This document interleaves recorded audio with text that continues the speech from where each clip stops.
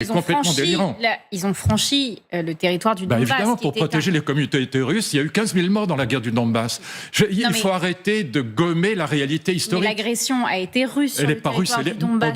Pas du tout, absolument pas. L'agression, c'est d'abord la guerre du Donbass. Je me permets, Luc Ferry, parce que j'étais reporter à ce moment-là en 2014 dans le Donbass. Le coup d'État n'est pas russe. Et il y a eu des forces séparatistes pro-russes qui ont essayé de s'emparer du Donbass et les Ukrainiens ont essayé de résister. Mais absolument pas, mais c'est complètement faux. La vérité, c'est que les deux républiques de Louhansk et de Donetsk se déclarent républiques séparatistes, élisent un président, un premier ministre. C'est problématique, non? Pardon? C'est problématique. Mais c'est parce que ces crétins de la place de Kiev ont décidé que la langue russe n'était plus la langue officielle. C'est pas les troupes russes qui déclarent la guerre du Donbass, c'est Kiev qui déclare la guerre du Donbass contre les deux républiques séparatistes de Louhansk et de Donetsk qui se sont déclarées séparatistes. Alors, à partir de ce moment-là, bien sûr que les Russes interviennent, mais je vous signale que les Américains interviennent depuis 1991. Toutes les campagnes électorales anti-russes sont payées par les Américains depuis 1991. Donc il faut le dire. On s'invente un ennemi plutôt que d'essayer de faire la paix, comme Trump essaye de le faire, peut-être très maladroitement, mais au moins il essaye. On nous traite de munichois et de défaitistes sous prétexte qu'on n'a pas envie d'avoir 400 millions de morts en Europe. On ne peut pas dire que la Russie est un allié, Luc Ferry. J'ai pas dit que c'était un allié, je dis que c'est pas un ennemi. C'est absolument pas un ennemi. Comment vous appelez un pays qui menace, qui fait des menaces hybrides, pas du tout, qui fait des cyberattaques sur notre territoire? On s'est inventé un ennemi depuis 30 ans. On a complètement inventé un ennemi depuis 30 ans. Si on n'est pas prêt à ça, alors on est en risque. Voilà, c'est ça. Pourquoi cela met autant le feu aux poudres? Non, mais je crois qu'il faut débrancher le déconomètre. Habituellement, moi, j'ai grand respect pour les grands de l'armée française, mais là, le pauvre devait être en mission secrète envoyée par l'Élysée pour essayer de combler le vide de la vie politique actuelle, parce que on nage en plein délire. C'est très intéressant de comprendre pourquoi on nage en plein délire. Moi, je peux vous dire, mes enfants, ils partiront pas faire la guerre pour défendre l'Ukraine. Et puis, j'en ai marre qu'on me dise que sous prétexte qu'on veut la paix, on est munichois et défaitiste. Une guerre avec la Russie, c'est quoi? C'est 400 millions de morts, c'est ça qu'on veut? Non, mais on est malade. Donc, il faut arrêter. Les enfants, c'est les soldats. Non, mais attendez, ça va. Bon, pitié. Il faut débrancher le déconomètre. La vérité, c'est que et c'est très dangereux ce qu'il dit, ce monsieur. C'est extrêmement dangereux. Pourquoi? Parce que quand la politique est complètement vide, et on a déjà connu ça, Margot, quand la vacuité est totale dans le monde politique, il n'y a pas une idée, ni à l'Assemblée, ni à l'Élysée. Il n'y a rien. Et donc, quand la politique est complètement vide, et je ne cesse d'essayer d'expliquer ça, c'est pas l'ami qui fédère, c'est l'ennemi qui fédère. Voilà. Donc on s'invente un ennemi. Alors Poutine va aller jusqu'à Lisbonne, c'est bien sûr. Évidemment, il va prendre Berlin. Voilà, il va nous faire la guerre. Bon, et on s'invente un ennemi parce que l'ennemi est fédérateur. C'est la thèse défendue par Carl Schmitt dans un livre très important qui s'appelle la notion de politique, le concept de politique en allemand. Et donc Carl Schmitt expliquait que l'ennemi rassemblait les gens beaucoup plus que l'ami. Et c'est comme ça d'ailleurs que Hitler a inventé l'antisémitisme, parce que l'ennemi, le juif, c'est très intéressant. Le juif, c'était à la fois le juif Rothschild, c'était à la fois les États-Unis, le capitalisme américanisé international, et c'était aussi le judéo-bolchevique. Donc Hitler invente ça, l'ennemi c'est le juif, hein, à la fois le capitalisme et le communisme, voilà. Mais là, on s'invente un ennemi plutôt que d'essayer de faire la paix, comme Trump essaye de le faire, peut-être très maladroitement, mais au moins il essaye. On nous traite de munichois et de défaitistes sous prétexte qu'on n'a pas envie d'avoir 400 millions de morts en Europe. On ne peut pas dire que la Russie est un allié, Luc Ferry. J'ai pas dit que c'était un allié, je dis que c'est pas un ennemi. C'est absolument pas un ennemi. Comment vous appelez un pays qui menace, qui fait des menaces hybrides, pas du tout, qui fait des cyberattaques sur notre territoire? On s'est inventé un ennemi depuis 30 ans. On a complètement inventé un ennemi depuis 30 ans. Le rêve de Poutine, moi je le rencontre à l'Élysée avec Chirac en 2002 ou 2003, je me souviens plus de l'année exacte, mais enfin c'est quand j'étais ministre, donc c'est entre 2002 et 2004.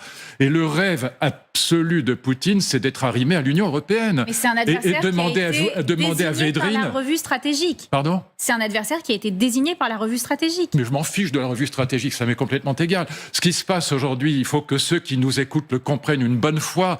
La guerre ne commence pas en 2022, elle commence en 2014. Voilà. Et donc, ces malheureux Ukrainiens ont vraiment cru qu'on allait les défendre. D'ailleurs, ce qu'on a fait, puisqu'on a mis des centaines de milliards d'euros entre les Américains et l'Union européenne pour donner des armes à l'Ukraine. Et la guerre se déclenche en 2014, c'est la guerre du Donbass, et à un moment ou à un autre, la Russie finit par intervenir pour protéger les communautés russophones du Donbass. Et donc, on est dans quelque chose qui est complètement délirant. Ils ont franchi le territoire du Donbass. Évidemment, pour protéger les communautés russes, il y a eu 15 000 morts dans la guerre du Donbass. Il faut arrêter de gommer la réalité historique. Mais l'agression a été russe sur le territoire du Donbass. Pas du tout, absolument pas. L'agression, c'est d'abord la guerre du Donbass. La guerre du Donbass, elle commence, je rappelle toujours cette histoire, en 2014, quand il y a la révolution Maïdan, on dégage Yanukovych, qui était en effet un polichinelle pro-russe, on le dégage. C'est parfaitement le droit des Ukrainiens, c'est un coup d'État, mais pourquoi pas, il est légitime. Mais après, à partir de l'automne, Poroshenko lance cette guerre contre les communautés russophones du Donbass qui se sont déclarées républiques séparatistes. Cette guerre dure entre 2014 et 2022. Donc c'est une sorte de coup d'État dans le Donbass. Je me permets, Luc Ferry, parce que j'étais reporter à ce moment-là, en 2014, dans le Donbass. Le coup d'État n'est pas russe. Et il y a eu des forces séparatistes pro-russes qui ont essayé de s'emparer du Donbass et les Ukrainiens ont essayé de résister. Mais absolument pas, mais c'est complètement faux. La vérité, c'est que les deux républiques de Louhansk et de Donetsk se déclarent républiques séparatistes, élisent un président, un premier ministre. C'est problématique, non ? Pardon ? C'est problématique. Mais c'est parce que ces crétins de la place de Kiev ont décidé que la langue russe n'était plus la langue officielle. Les mecs, moi j'y suis allé là-bas, les mecs ils ne parlent que le russe, Margot. Il faut arrêter de dire n'importe quoi. Voilà, donc la guerre du Donbass commence en 2014, elle fait une quinzaine de milliers de morts. Poroshenko lève une dizaine de milices privées, dont le fameux bataillon Azov, qui est intégralement antisémite et raciste, et qui est habillé en uniforme de soldats nazis, et avec des insignes en tout cas nazis. Et donc il y a 15 000 morts dans la guerre du Donbass, dont 6 000... Attendez, dont 6 000 civils. Et il y a un moment où Poutine décide d'intervenir en 2022 pour protéger les communautés russophones du Donbass qui sont en effet menacées par Kiev. Voilà.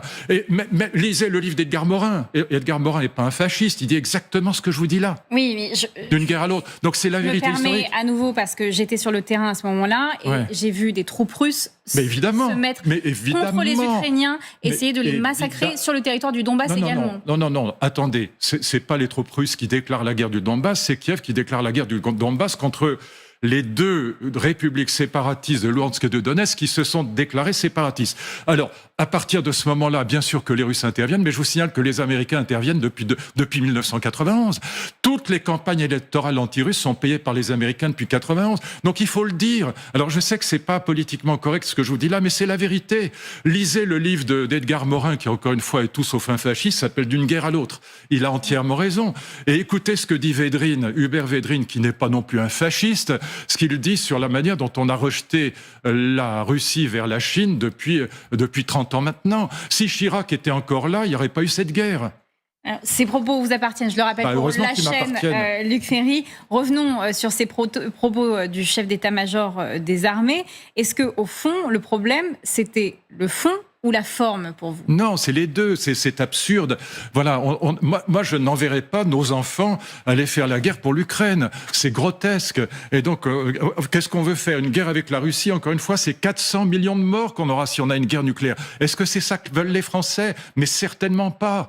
Voilà, et donc, moi je comprends très bien les généraux, et les représentants de l'armée. S'il n'y avait pas de guerre, il n'y aurait pas d'armée. Margot, s'il n'y avait pas une menace de guerre, s'il n'y avait pas des menaces de guerre, si on était dans un monde dans lequel on pouvait penser qu'il n'y aurait plus jamais aucune guerre, d'accord ? Il n'y aurait pas d'armée. L'armée disparaîtrait.